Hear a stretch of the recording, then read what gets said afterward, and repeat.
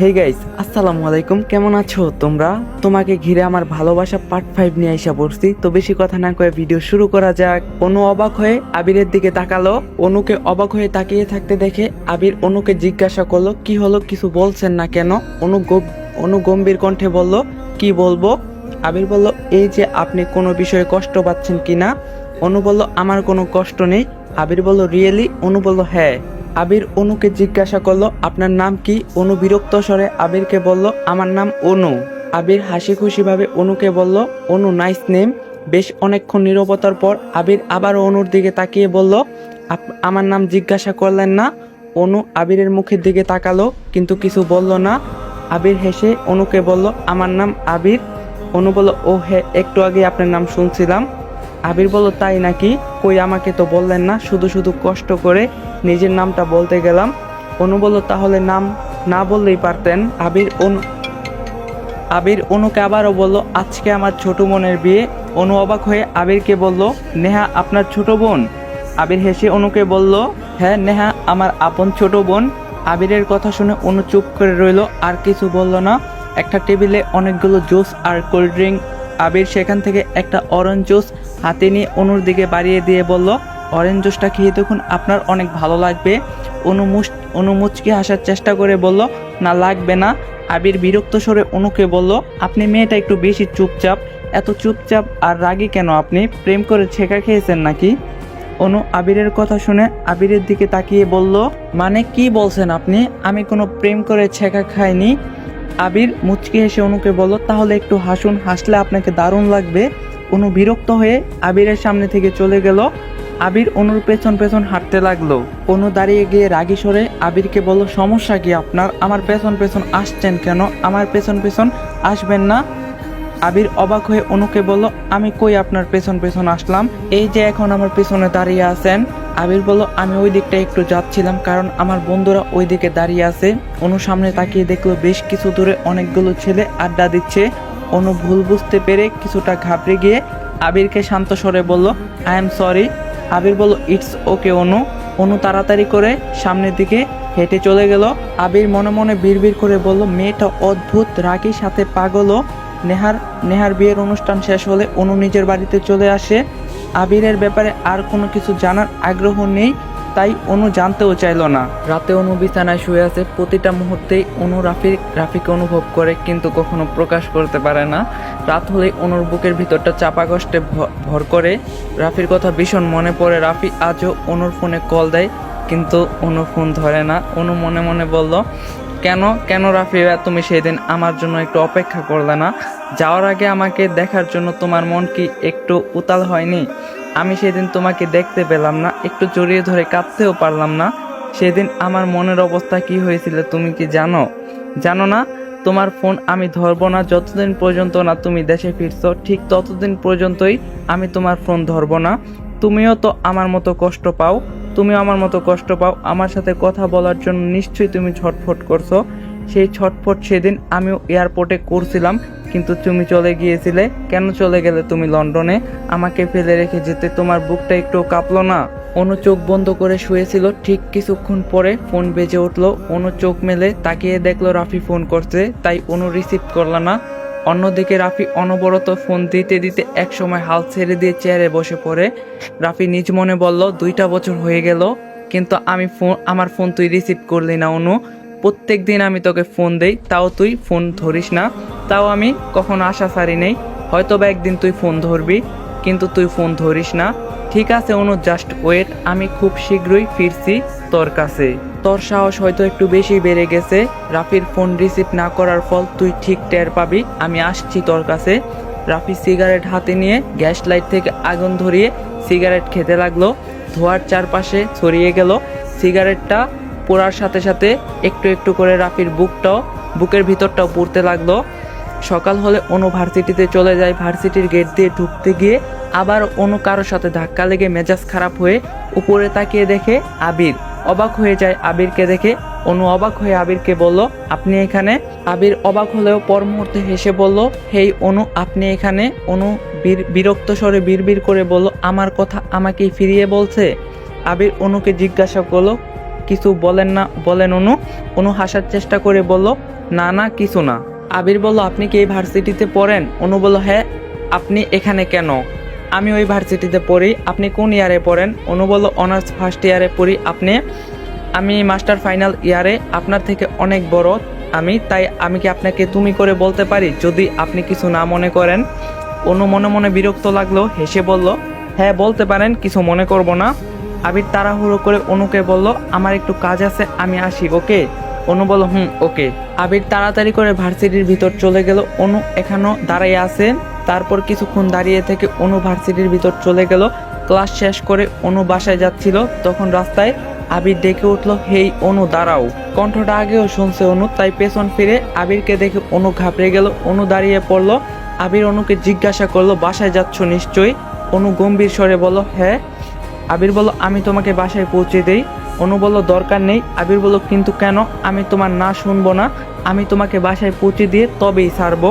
অনু বিরক্ত স্বরে আবিরকে বলল, আজব তো, আপনি সেই বিয়ের অনুষ্ঠানের দিন থেকেই আমার পিছনে লেগে আছেন, সমস্যা কি আপনার? অনুর কথায় আবিরের রাগ হলো, তাই অনুকে বলল, আমি তোমাকে মানবতার খাতিরে বাসায় পৌঁছে দিতে চেয়েছিলাম, আর তুমি আমাকে অপমান করলে। অনু রেগে চিৎকার করে বলল, মানবতার দিন শেষ, সোনার বাংলাদেশ। কে বলছে আপনাকে মানবতা দেখাতে? আমি বলছি ননসেন্স। অনু ভার্সিটি থেকে বেরিয়ে গেল। আবিরের মুখটা গম্ভীর হয়ে আছে, কিন্তু পর মুহূর্তেই আবির বাঁকা হাসলো। এভাবে আরো কয়েকটা দিন পার হয়ে গেল। আজ দুপুরে শপিং মলে অনু চুড়ি কিনতে যায়। কোনো চুড়ি অনুর পছন্দ হচ্ছে না। অনুর মনটা খারাপ হয়ে গেল। হঠাৎ চোখের সামনে অনু লাল ও গোল্ডেন একটা জমকালো চুড়ি দেখতে পেল। কেউ অনুর মুখের সামনে চুড়িগুলো ধরে রেখেছে। অনু মুচকি হেসে চুড়িগুলো ধরতে গিয়েও পারলো না। চুড়িগুলো অনুর চোখের সামনে থেকে কেউ সরিয়ে নিল। অনু পেছন ফিরে দেখলো আবির দাঁড়িয়ে আছে।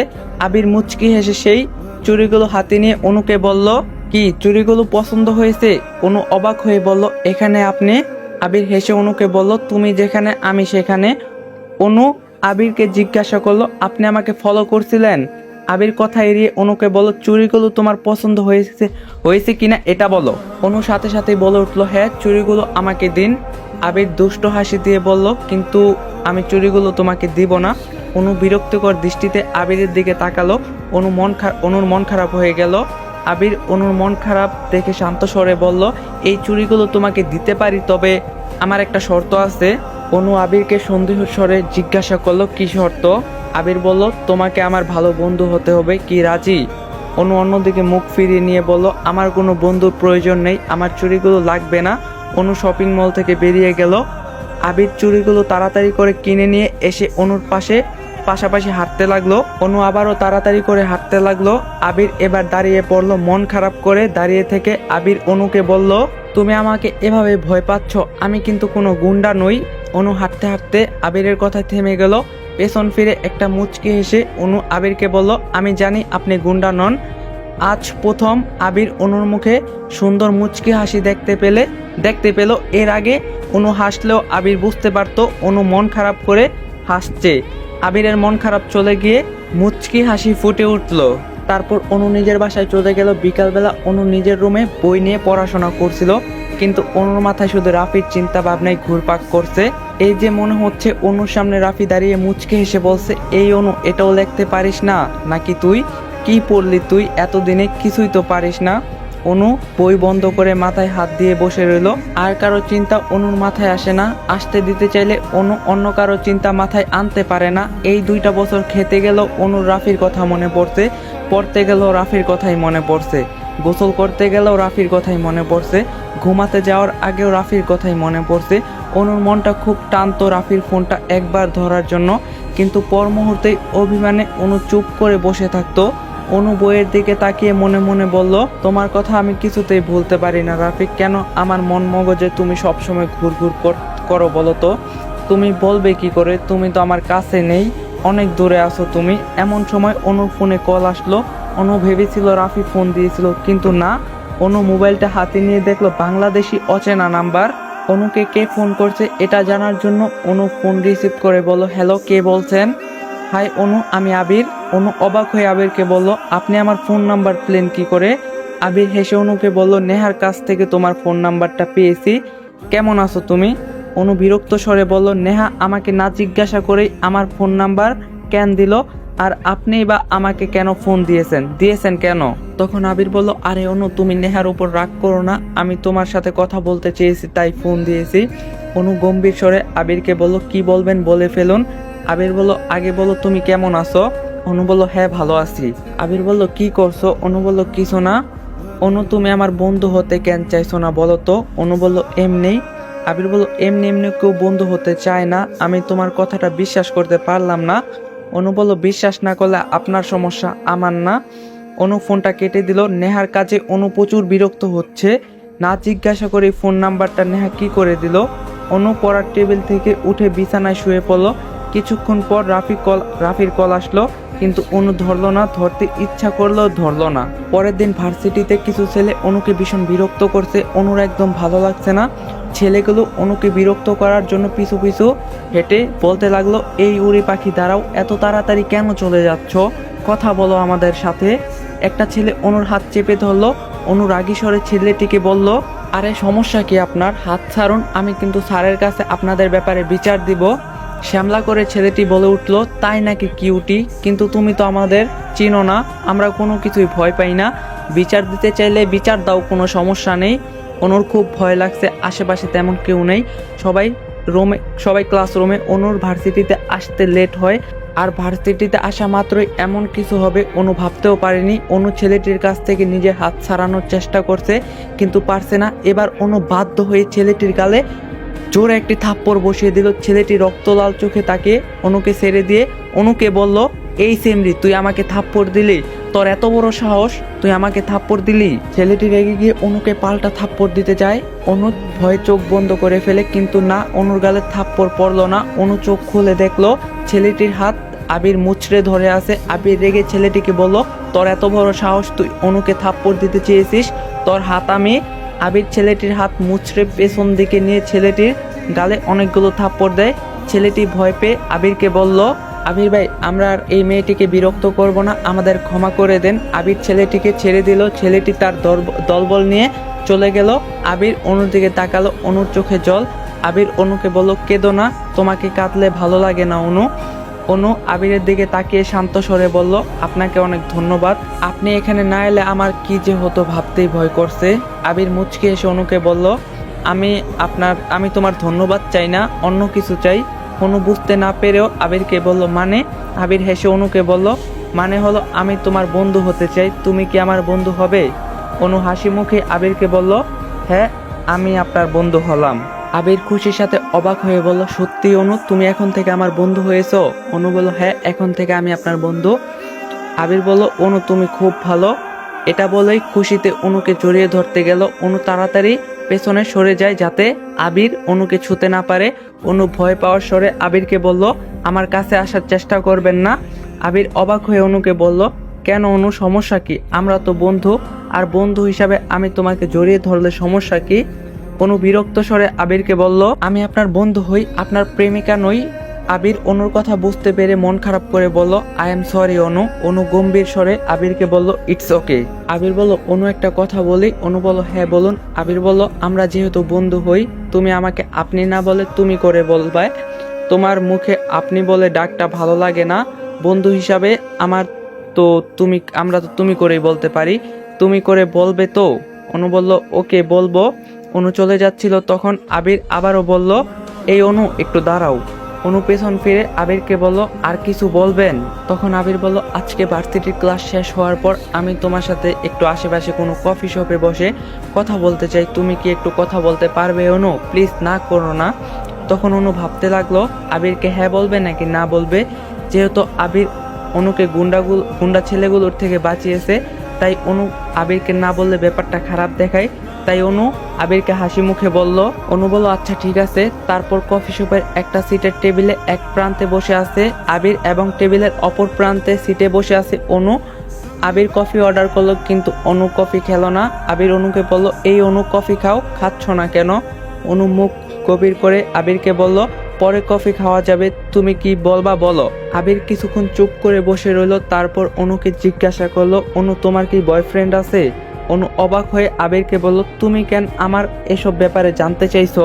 তখন আবির বলল, বন্ধু হিসাবে এতটুকু তো জানতেই পারি। অনু বলল, না, আমার কোনো বয়ফ্রেন্ড নেই। অনুর কথা শুনে আবির খুশি হলো, কিন্তু অনুর গভীরভাবে ভেবে আবিরকে আবারও বলল তবে। তখন আবির অনুকে জিজ্ঞাসা করলো তবে কি। অনু বলল আমার একটা প্রিয় মানুষ আছে। অনুর কথা শুনে এবার আবির খুব কষ্ট পেল। আবির নিজের অজান্তে বুকের ভিতর একটু বেশি কষ্ট অনুভব করলো। তবু নিজেকে স্বাভাবিক করে অনুকে জিজ্ঞাসা করলো তোমার প্রিয় মানুষের নাম কি। অনুর এবার কান্না পাচ্ছে। আবির দেখলো অনু কেঁদে ফেলছে। অনুর চোখ বেয়ে জল গড়িয়ে পড়ছে। আবির এবার একটা ছোট্ট রুমাল পকেট থেকে বের করে অনুর দিকে এগিয়ে দিল। অনু আবির থেকে রুমালটা নিয়ে চোখের জল মুছতে মুছতে বলল আমার প্রিয় মানুষটার নাম রাফি। খুব বেশি ভালোবাসি রাফিকে, কিন্তু কখনো আমি রাফিকে মুখ ফুটে বলতে পারিনি যে আমি তোমাকে পাগলের মতো ভালোবাসি। আসলে আমি আমার মনের কথা বুঝাইতে পারতাম না।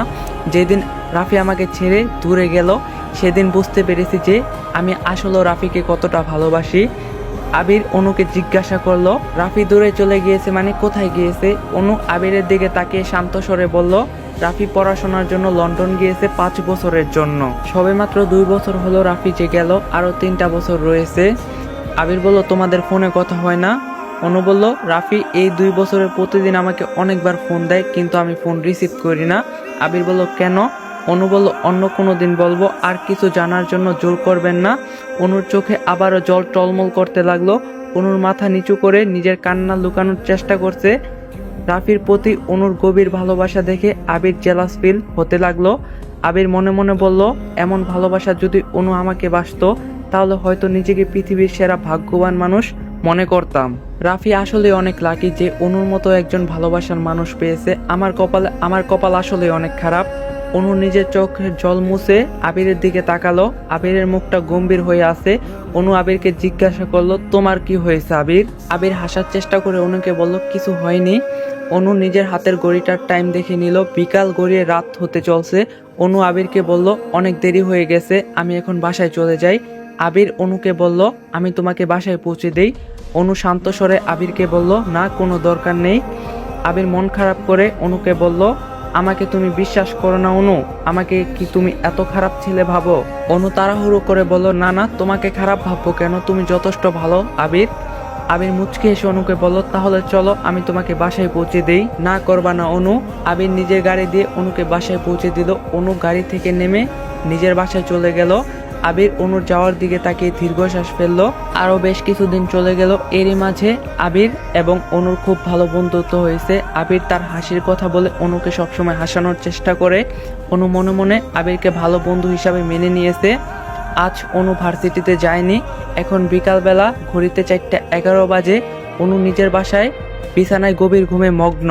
হঠাৎ অনুর মনে হলো অনুর ঠোঁটে কেউ গভীরভাবে ঠোঁট বসিয়ে রেখে চুমু দিচ্ছে। অনুর কারো দু হাতের সাথে শক্তভাবে আবদ্ধ করা। অনুর শ্বাস আটকে যাচ্ছে। তাড়াতাড়ি করে নিজের 2 চোখ খুলে অনু নিজের ঠোঁট কারো ঠোঁটের মধ্যে মেশানো দেখলো। সামনের ব্যক্তিটি অনুকে গভীর চুমু দিচ্ছে।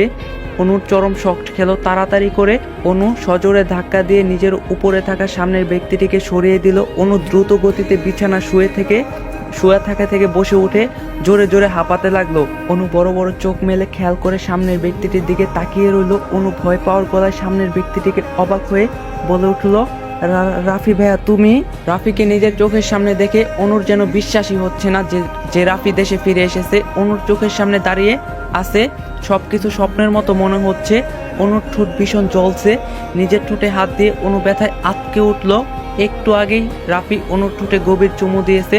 অনুর অল্প ঠোঁট কেটে ফেলছে, যার কারণে অনুর ঠোঁট জ্বলছে। হাতটাও ভীষণ জ্বলছে। অনু নিজের ঠোঁটে হাত রেখে মনে মনে বলতে লাগলো না, এটা স্বপ্ন না, রাফি সত্যিই ফিরে এসেছে। রাফি রাগী দৃষ্টিতে অনুর দিকে তাকিয়ে আছে। রাফিকে দেখে বোঝা যাচ্ছে সে ভীষণ রেগে আছে। অনু ভয়ে শুকনো ঢুক গিলতে লাগলো। তারপর রাফিকে বলল তুমি এত তাড়াতাড়ি কি করে ফিরে এলে রাফি। রাফি গম্ভীর স্বরে অনুকে বলল কি অনু, আমাকে দেখে চমকে গেলি? তোর তো বিশ্বাস হচ্ছে না যে আমি এত তাড়াতাড়ি তোর কাছে ফিরে এসেছি, তাই না? অনু এখনো চুপ করে গুটিয়ে বিছানায় বসে আছে। রাফি অনুর কাছে এসে অনুর গলা চেপে ধরে বলল গাইস, আজকের পার্টটা এখানে শেষ। আর তোমাদের সবার কাছে একটা রিকোয়েস্ট, তোমরা যারা ভিডিওটা দেখছো সবাই চ্যানেলটা সাবস্ক্রাইব করবা। আর এই ভিডিও লাইক টার্গেট 3কে জানি, তোমরা 3 ঘন্টায় কমপ্লিট করে দিবা। কালকে ঠিক 7:30-এ পার্ট 6 আসবে ইনশাল্লাহ। যদি ভিডিওটা ভালো লাগে ভিডিওটা লাইক দিবা, চ্যানেলটা সাবস্ক্রাইব করবা। দেখা হইতেছে পার্ট 6-এ। সবাই ভালো থাকো, সুস্থ থাকো, আল্লাহ হাফেজ।